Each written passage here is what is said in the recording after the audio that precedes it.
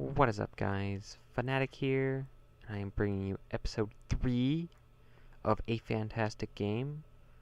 But this one has a little bit of a twist. It is not in a big tank. It is in a T71. And no, I don't put up 7,000 damage like I said I was going to target for in episode 2 on my E50M game. I think 7,000 damage in a T71 would be a little bit high. I don't even know if I could do that much, even if I really tried. But, yeah, I'm on steps in a tier 8 game, and I am running, and I found a bush, and now it's time to passive scout. So, I am, hopefully, I just bought this tank back. I really do like the T71. It's a fun tank. It's more fun than the French lights, only because it maneuvers really well. Well, the 1390 is pretty fun. But I really like this one because you can play it like a light tank, but it also has the APCR standard rounds, which means its pen isn't too terrible, you know, for fighting tier 10s. And I like that I don't have to shoot a premium round out of it if I come up against something big, which would kind of be like a Chaffee would have to shoot the APCR to kill like a Yigpanzer E100. But anyway, I'm going to be doing a scouting series. Every map, I'll try to cover each map, and in each video for each map, I'll cover every game mode, so Encounter, Assault, Standard, and each side for the game modes, because sometimes the spots, well, most maps are the same, but sometimes the spots will change. And also, sometimes you don't want to passive scout or you don't want to active scout, although most times active scouting works. I mean, I guess just to touch a little bit on scouting, active scouting is something you want to do when passive scouting isn't an option. A lot of people think Prokhorovka as a good active scouting map. Passive scouting usually is used with binoculars and caminet, and you just sit and people come into your view range. But I personally like to use it as, I guess, a deterrent.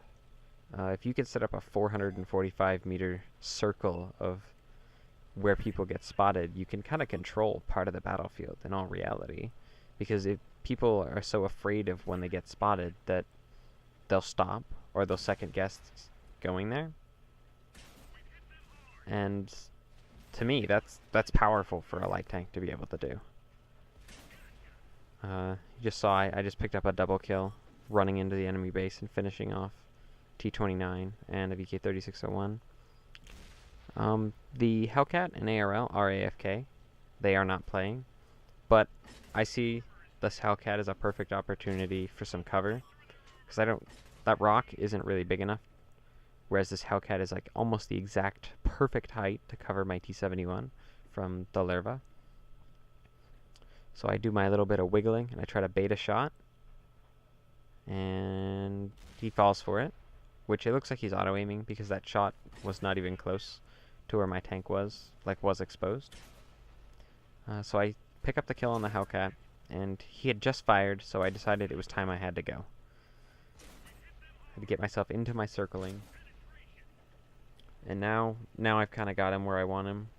As long as he doesn't back up to the rock, then I should be good, which he doesn't. He doesn't seem to know how to handle being circled by a light tank. Oh, God, I'm tired. I'm sorry.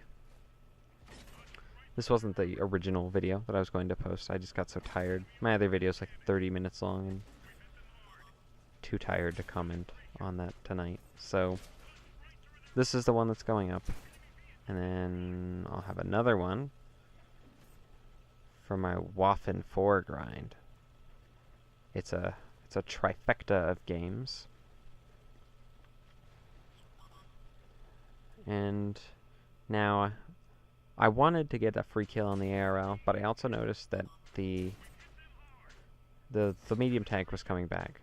So now I have to use this tank as cover as well, which means I needed to get him dead, because I can't risk running into him, because he's a lot heavier than me. So if I were to hit him, I could potentially damage and or break my own track, and that is not something I wanted to do. So I had to get him out. I managed to clip him in one full clip, and now I'm dealing with a VK, and he shoots at my teammate. So I decide I've gotta go for the circle now. And I break his track, get another one into him, and I don't actually know where that shot went, but then I managed to get the kill. That was my 6th kill of the match. And this game is all over. This one was a pretty fun game. I didn't expect to pull this game out. I kind of went into this just looking for a fun game in a T71. And I managed to pull out a high caliber, a Top Gun, a Scout, and a Sniper with a T71, putting up just over 3,600 damage with 6 kills and almost 3,000 spotter damage. And Mr. Examined Gore sent me a message detailing his much love for the idling Hellcat and ARL on his team. And so while I send this reply, I guess I'll just say that I want to apologize for not having posted anything recently, but I have been grinding, like hardcore grinding.